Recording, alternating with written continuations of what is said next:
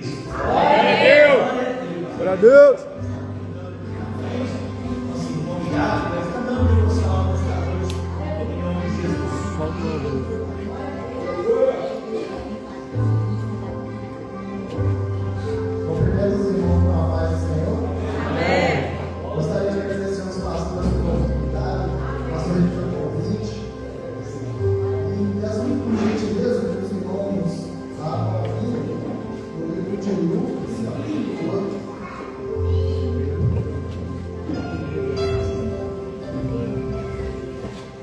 Versículo 43 e 44, uma passagem muito conhecida da Bíblia.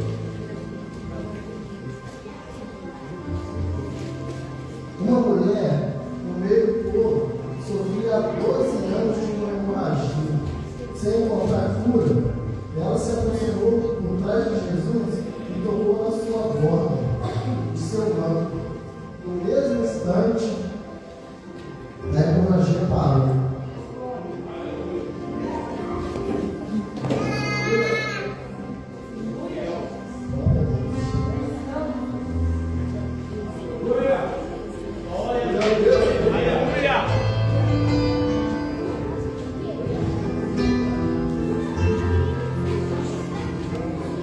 Irmãos, essa passagem nos mostra o que Jesus pode fazer nas nossas vidas através da nossa fé. Só que teve um ponto que chamou a minha atenção, que foi o processo que essa mulher passou. Ela viveu durante 12 anos. Durante 12 anos, ela teve que se excluir da população por causa do seu problema, porque as pessoas consideravam ela uma mulher pura. E algo que chamou muito a minha atenção foi como essa mulher sobreviveu durante 12 anos perdendo sangue. Eu fiz uma pesquisa e descobri que um ser humano ele morre ao perder 2 litros de sangue. E que o nosso sangue, existe uma parte dele chamada hemoglobina, que ele é responsável por levar o oxigênio para todos os nossos órgãos. O nosso corpo precisa de 2 a 3 meses para poder fabricar isso de novo. E essa mulher viveu 12 anos perdendo sangue. Como essa mulher pode sobreviver durante 12 anos sem essa hemoglobina para poder sustentar a vida dela? Ali eu já vi que no processo o Senhor já estava com ela. Glória a Deus! O Senhor já estava sustentando ela.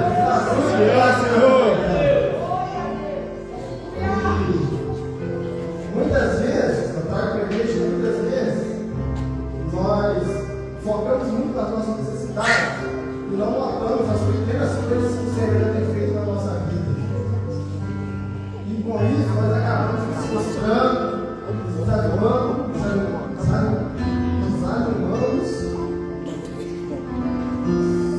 Só que eu falo para a igreja, se o Senhor ainda não deu aquilo que você tem pedido, é porque Ele já tem dado aquilo que você precisa.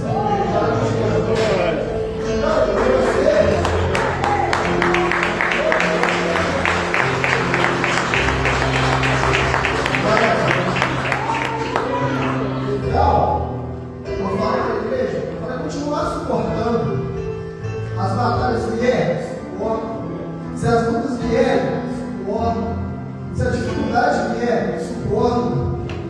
Se a caminhada estiver difícil, suporta. Ah, mas ninguém gosta de mim, suporta. Deus, Ele não te dá uma forma que você não possa suportar. E para terminar, eu ouvi uma frase a qual eu gosto muito, que é: não deixe a situação que você está mudar a sua fé, mas use a sua fé que Deus te deu para mudar a sua situação. Deus fiel, Senhor!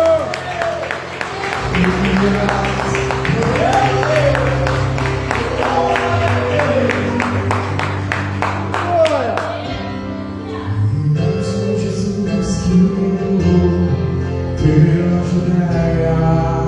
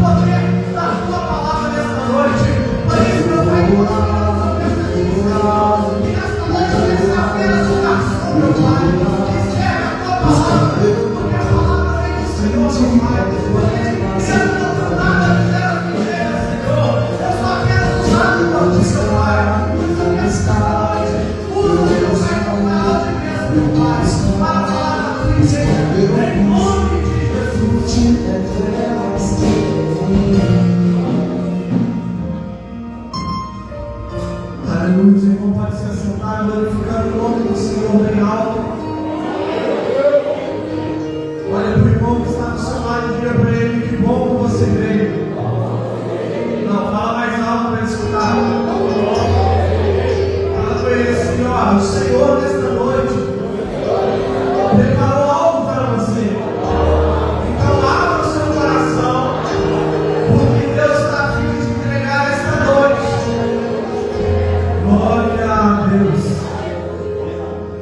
Igreja, essa passagem que nós acabamos de ler, ela fala sobre dois homens que eram os discípulos de Jesus, mas ele não era entre os 12 discípulos, era um entre os 500 que seguiam Jesus naquele dia. Só que esses homens, quando eles seguiam Jesus, eles viam várias coisas acontecerem. Só que acontece algo diferente em Jerusalém. Porque o Jesus que eles estavam acostumados a ver curar, transformar, libertar vidas, a última visão que eles tiveram de Jesus foi o Jesus crucificado. A última visão que eles tiveram de Jesus era Jesus sangrando numa cruz. E depois disso, eles não ouviram mais. Só que nós entendemos que por trás dessa história há um contexto. Por que esses homens resolveram sair? Por que esses homens resolveram se distanciar das outras pessoas? Pois nós entendemos que Jesus, ele tinha uma promessa para os discípulos que era para eles ficarem em Jerusalém. Só que esses homens, quando ele tem a visão do Cristo sangrando, do Cristo morto, eles se entristeceram no seu coração e esqueceram da promessa do Senhor. Só que a palavra de Deus vai nos dizer em João 20, versículo 1, que no início da semana, algumas mulheres foram ao sepulcro de Jesus de madrugada. Maria Madalena ela resolve pegar os incensos e perfumes e ir ao sepulcro de Jesus para perfumar o seu corpo. Todos nós sabemos essa história. E quando ela chega lá, ela vê que a pedra estava removida. E o corpo de Cristo já não se encontrava lá. Então creio eu que Maria começa a chorar. Maria se entristece, mas aparece um anjo, diz para ela para que não se entristecesse, porque o Cristo que ela procurava estava vivo. Então o que Maria acontece? Maria desce. Ela diz para os discípulos, ela encontra com João e Pedro, e eles sobem para ver se aquilo tinha acontecido verdadeiramente. E eles chegam lá, João vai na frente, Pedro chega depois, eles se deparam com o mesmo. E acontece que eles também vão ver que o sepulcro está vazio. Só que aqueles dois homens que resolvem voltar para o caminho de Emaús, eles retrocedem, porque a promessa era para que ficassem em Jerusalém. E nós entendemos que quando a gente fica triste, quando o nosso coração se esmurece, é difícil acreditar na promessa. Nós não podemos hoje em dia apontar o dedo para eles e dizer que eles estão errados.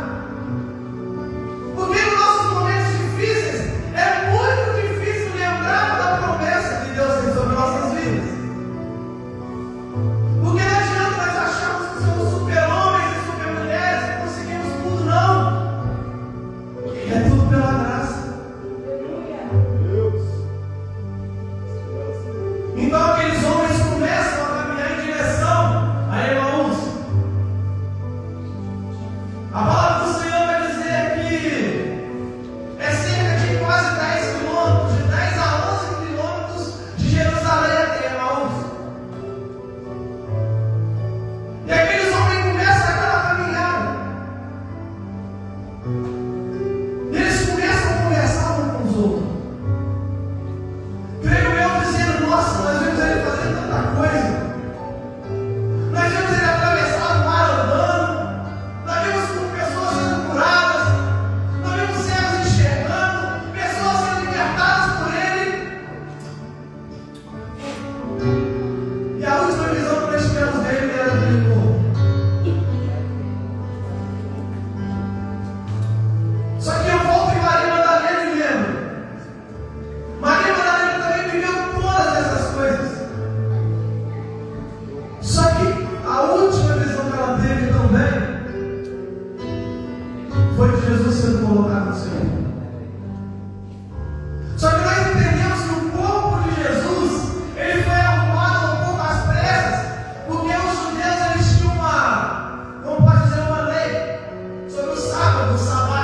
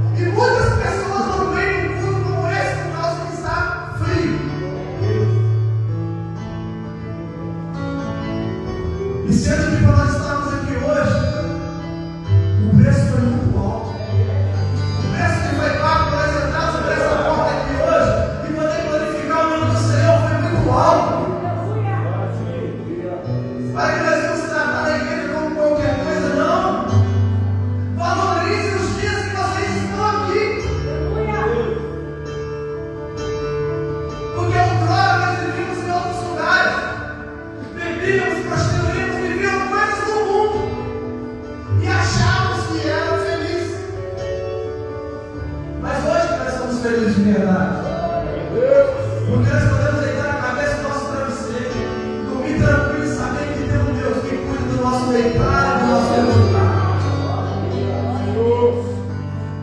Que cuida da nossa família, que cuida dos nossos filhos.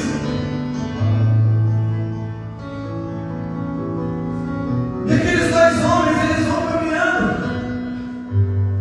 A Bíblia não nos fala direito onde o Senhor encontrou com eles. A Bíblia não nos fala a distância onde Jesus foi e encontra com eles. Só que a Bíblia nos fala que Jesus chega diante deles. E eles estão conversando, o Senhor vai perguntar para eles: mas o que vocês estão conversando? E um deles, chamado Cleopas, vai dizer para ele: o Senhor é peregrino em Jerusalém e não sabe das coisas que aconteceram? E Jesus vai perguntar para ele: quais coisas que aconteceram? E você não sabe que mataram Jesus, que era profeta, homem de Deus? E nós acreditamos nele, nós acreditamos que ele ia vir e reinar. E o Senhor vai falar com eles: ó, nessa cidade, demora demais para acreditar, mas ele vai falar a verdade. Por que eles demoram tanto para acreditar? Porque eles viram Jesus fazendo várias coisas em um momento que era para eles mais ter fé. Eles duvidaram. Então Jesus vai começar a caminhar com eles. A Bíblia nos fala que Jesus começa a pregar para eles, começando de Moisés e todos os profetas. Olha o privilégio desses homens chegarem, igreja. Porque Jesus podia ter aparecido para milhares de pessoas, mas o Senhor escolheu duas pessoas que estavam no caminho errado. Um dia eu e você foram essas duas pessoas que estavam caminhando no caminho errado, e Jesus falando conosco, os nossos olhos estavam fechados. Muitas das vezes nós entramos por essa porta, saímos por essa porta, íamos para nossas casas, vamos para o nosso trabalho, e Jesus está do nosso lado falando e a gente está com os olhos fechados. Jesus está falando: não faz isso, e a gente vai. Vamos fazer. Não vai por ali, a gente passa por ali. Só que Jesus, ele não desiste. Porque Jesus já tinha pagado o preço. Nós somos dele. E o que é dele, Jesus não desiste. Aquele que é de Jesus, ele não desiste. Então Jesus vai caminhando com eles, pregando. Vai pregando a palavra. Vai dizendo para eles o que acontecia. Vai começando de Gênesis, chega em Êxodo, Números, Deuteronômio, vai falando para eles toda a Bíblia. E até que quando chegam no final do caminho. Só que quando nós falamos de caminho na Bíblia, eu lembro de um homem chamado Paulo. Pois Paulo era um perseguidor de cristão. Jesus muito bem podia ter parado Paulo lá no começo, quando ele estudava aos pés de Gamaliel. Só que nós entendemos que Jesus é especialista em caminhos. Se nós formos em Êxodo, Jesus falava no caminho com Moisés. Jesus é especialista em tratar pessoas no caminho. Paulo, um dia no caminho de Damasco, no caminho, não tinha chegado. E vai ouvir a voz de Jesus: Paulo, Paulo, por que me persegues? E Paulo vai perguntar: quem é você? E vai falar assim: eu sou Jesus. Pronto, a partir daquele momento a vida de Paulo já se mudada. Porque ele teve o maior encontro da sua vida no caminho. Porque Jesus vai dizer, agora a Bíblia vai dizer que Jesus vai falar: eu sou o caminho.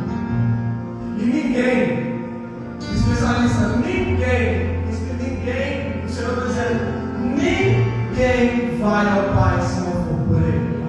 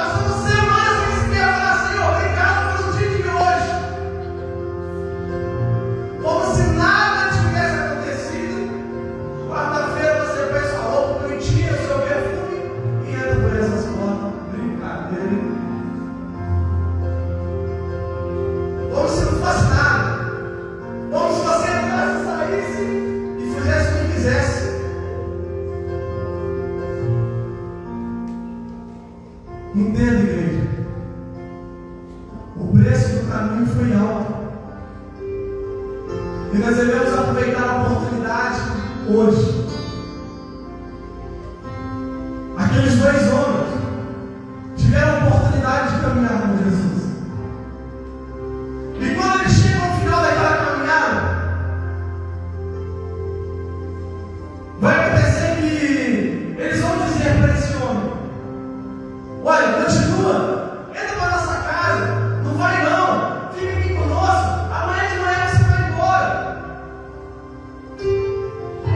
E Jesus entra sobre a casa, para a casa deles. E Jesus senta à mesa. E nós entendemos que mesa é sinal de comunhão. Durante o trajeto, o Senhor foi tratando eles, para que eles chegassem à mesa com comunhão com o Pai. Para não sentar na mesa de qualquer forma e não saber o que ia acontecer à mesa. Mas eles sentam à mesa. A palavra de Deus vai dizer que Jesus ele levanta o pão, dá graças ao Pai. E a Bíblia vai dizer que os olhos deles se abrem. E sabe o que acontece? Jesus desaparece. Porque quando Jesus volta, ele volta num corpo glorificado. O corpo de Jesus já não era mais, como eu posso dizer, compatível ao nosso tempo. Jesus tinha poder para ir em outros lugares, teletransportar, atravessar a parede. E o mais bonito vai acontecer agora. Olha aqueles homens, olham para o outro e dizem assim: os nossos corações se queimavam durante o trajeto de chegarmos aqui. Igreja, dentro de nós existe uma brasa de fogo do Espírito Santo. O que Jesus estava fazendo no meio do caminho era com ele assim, quando a gente acende a churrasqueira, já viu a gente, ó. Jesus estava soprando a brasa dentro deles. Ei, você não está entendendo nesta noite, mas eu vou te dizer: o Senhor nesta noite, Ele está soprando a brasa que é dentro de vocês. Ele está soprando a brasa de vocês. Se a gente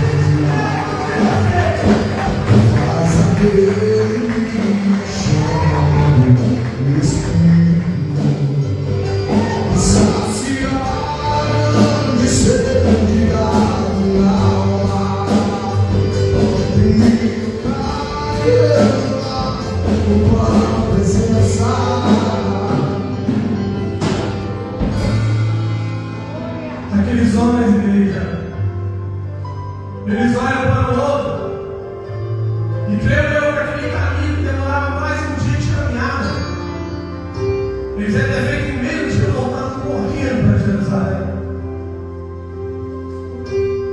Porque nós entendemos que 10 quilômetros é pouco, mas qualquer distância longe de Deus é muito perigoso. Um passo fora da promessa acaba com a nossa vida. E aqueles homens voltam correndo para Jerusalém, encontram com os discípulos e dizem para eles: ó, ele apareceu para nós também. Nós tivemos o privilégio de ver ele, nosso coração queimou quando viu ele, porque ele pregou durante o caminho para nós. Aqueles homens voltaram à vida que eles tinham antes. Aquele caminho para eles foi um caminho de avivamento, porque não existe avivamento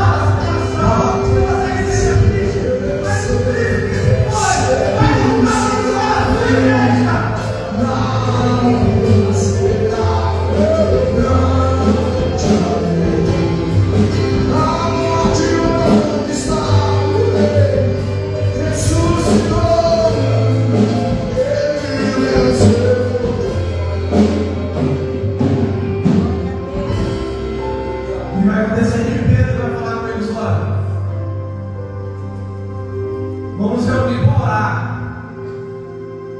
porque o Pai mandou nós esperarmos em Jerusalém, porque do alto ia vir. Do alto ia vir a promessa. Do alto ia vir a promessa do Senhor. Do alto ia vir o revestimento. Do alto ia vir o fogo do Espírito. Para que vamos receber esse fogo, nós devemos fazer como eles. Porque a palavra do Senhor vai dizer que eles permaneciam em oração. E eu imagino que a oração deles devia ser assim: vem Espírito, vem Espírito, vem Espírito, vem Espírito, sopra o teu fogo, Pai, mais uma vez, reacende a chama do nosso coração, sopra o fogo, Pai, vem Espírito, vem Espírito. E Jesus lá no céu falando: Pai, envia o Espírito para eles, Pai, derrama o Espírito sobre eles, eles precisam do Espírito, Pai, que não derrama, enche eles, Pai.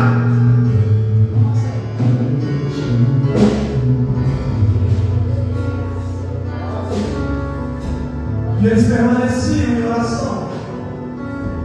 Passaram o capítulo 1 de Atos todo orando. Só que chega em Atos 2.